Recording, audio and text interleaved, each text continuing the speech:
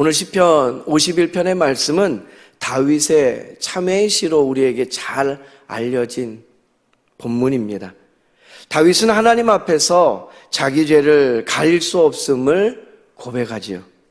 그리고 하나님께서 기뻐하시는 것은 겉으로 드리는 제물이 아니라 상한 심령이라고 우리에게 가르쳐 줍니다.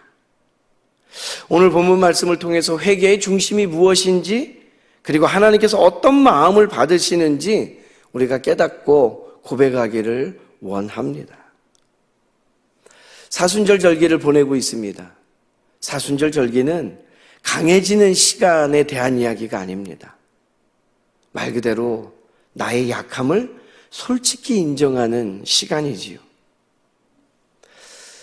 우리는 신앙생활을 한다 하면서도요, 자꾸 강한 모습을 보이려고 애씁니다. 그렇게 하나님 앞에 서면서 저 괜찮은 사람입니다라고 좀 이야기하고 싶을 때가 있어요. 믿음 좋은 사람인 양 보이려고 애쓰고요. 예배도 잘 드리는 사람인 척 그렇게 자꾸 모양을 꾸미며 나아갑니다. 그런데 오늘 다윗은 시편 51편의 이 말씀을 통해서 정반대로 고백하며 나아가고 있는 것을 보게 돼요. 주께서는 제사를 기뻐하지 아니하십니다. 번제를 기뻐하지 아니하십니다. 하나님께서 구하시는 제사는 상한 심령입니다. 이렇게 고백하고는 있지요. 다윗은요, 지금 무엇을 드려야 하나님께서 좋아하실까? 이런 것들을 계산하고 있지 않습니다. 다윗은 한 가지를 분명히 알고 있는 사람입니다. 하나님은 포장된 눈에 보이는 재물보다 깨진 마음을 받으시는 분이시다라는 거죠. 우리가 계속해서 이 사순절 보내면서 토마스 아켄피스의 묵상집을 같이 겸하고 있습니다. 오늘 한 주제가 자신의 약함을 인정하는 것에 대한 묵상이거든요. 이 묵상과 함께 오늘 본문의 말씀이 우리에게 허락하시는 은혜를 같이 누리고 원합니다. 첫 번째는요, 하나님은 눈에 보이는 겉모습이 아니라 상한 마음을 받으시는 분이라는 거예요. 다윗은 제사를 모르는 사람이 아닙니다. 왕이었습니다. 예배의 질서를 누구보다도 잘 아는 인물 중에 한 사람이었습니다. 그런데도 그는 말합니다. 하나님, 지금 제사로 해결되지 않는 것을 제가 알고 있습니다라고요. 왜입니까? 회개는 기술이 아니기 때문이에요. 회개가 그럴듯한 눈물과 통곡하는 소리를 겸한 종교의 행위가 되는 순간 그것은 능력이 없는 거예요. 이미 회개가 아니라는 거죠. 하나님이 찾으시는 제사는 상한 심령이라는 거예요. 여기서 상하다라는 건요, 기분이 나쁘다라는 단순한 감정의 표현에 대한 이야기가 아닙니다. 부서진 상태에 대한 말씀이에요. 더 이상 내 의지로는 지탱할 수 없어서 하나님, 내가 하나님께 기대지 않고는 설 수 없는 사람입니다. 그 마음의 중심을 고백하는 것. 다윗 스스로도 괜찮은 인물인 줄 알았습니다. 존경받는 왕이었습니다. 노래하면 악기가 떠나가는 그런 영적인 체험을 가지고 있는 하나님의 사람이었습니다. 그런데 어느 한순간 선줄로 알았다가 넘어지면서 하나님의 사람 나단을 통해 지적받는 거예요.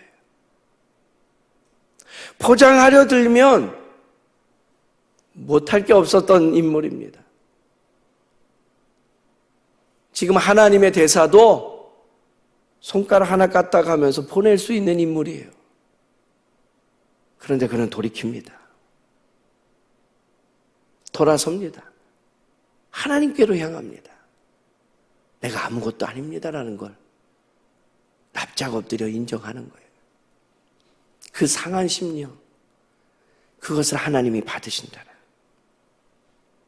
우리는 아주 중요한 진리를 한 가지 이 장면과 이 말씀 속에서 배우는 거예요. 하나님 앞에서는 강한 척하는 것 믿음 아니라는 거죠. 하나님 앞에서 우리의 약한 것들을 숨기면서 온전해 보이는 것처럼 나아가는 것 경건 아니라는 거죠.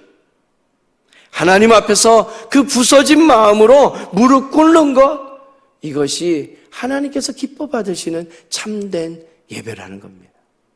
할렐루야. 야고보서 4장 6절 말씀을 보면 그러나 더욱 큰 은혜를 주시나니 그러므로 일렀으되 하나님이 교만한 자를 물리치시고 겸손한 자에게 은혜를 주신다 하였느니라. 이 약속의 말씀이 새겨져 있습니다. 하나님께서는 겸손한 자에게 은혜를 더하십니다. 내가 할 수 있습니다. 내가 돌이키겠습니다. 기회를 주십시오. 내가 한 번 더 하겠습니다. 이거 아니라는 거예요. 은혜는 강한 사람에게 한 번 더 주어지는 보너스 같은 것이 아니고요. 약한 사람이 모든 것을 인정하며 죄를 뒤집어쓰고 나는 죄인입니다. 나는 죽을 수밖에 없는 존재입니다. 이것을 인정하며 나아갈 때 살 길이라는 거죠. 그러니 이 사순절 아침에 우리가 드릴 제사는 바로 이것입니다. 하나님, 저 괜찮지 않습니다. 두렵습니다. 걱정됩니다. 해보려 했는데 안 될 것 같습니다. 제 안에 죄가 있습니다.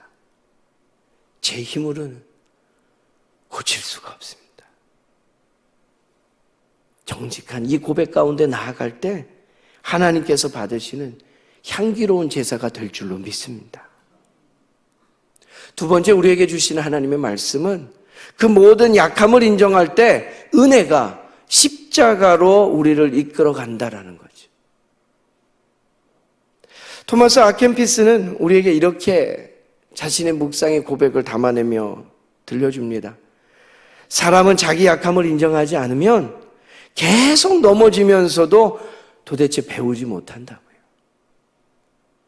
약함을 오히려 인정하는 순간 그 사람은 정직해지고 겸손해지고 하나님께 도움을 구할 줄 아는 기회를 얻는 은혜를 체험하는 사람이 된다라는.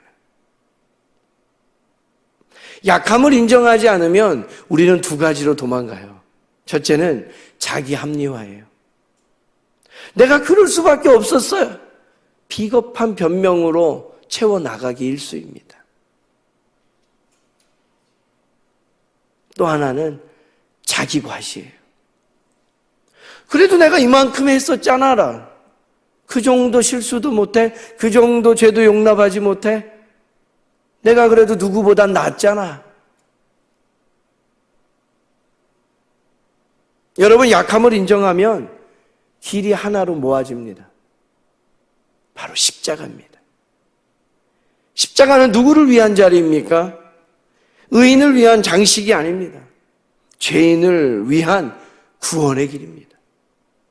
강자가 받는 훈장에 대한 이야기가 아니고 약한 자가 넘어지고 엎드려서 처절하게 부르짖고 모든 것을 깨닫고 인정하며 흐느낄 때 피난처가 되는 것, 그것이 바로 십자가라는 거죠. 그 은혜를 체험한 바울이 고백합니다. 고린도후서 12장 9절의 말씀이에요. 내 은혜가 내게 족하도다. 이는 내 능력이 약한 데서 온전하여짐이라. 하나님의 은혜가 우리 가운데 족하다라는 거예요. 우리가 부족해고 우리가 연약해도 하나님의 능력이 약한 데서 온전하여지기 때문에 이것이 은혜예요.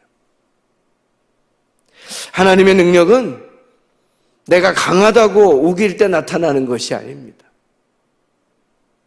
내가 약함을 인정할 때 비로소 그 자리에 하나님의 능력이 임하는 거예요.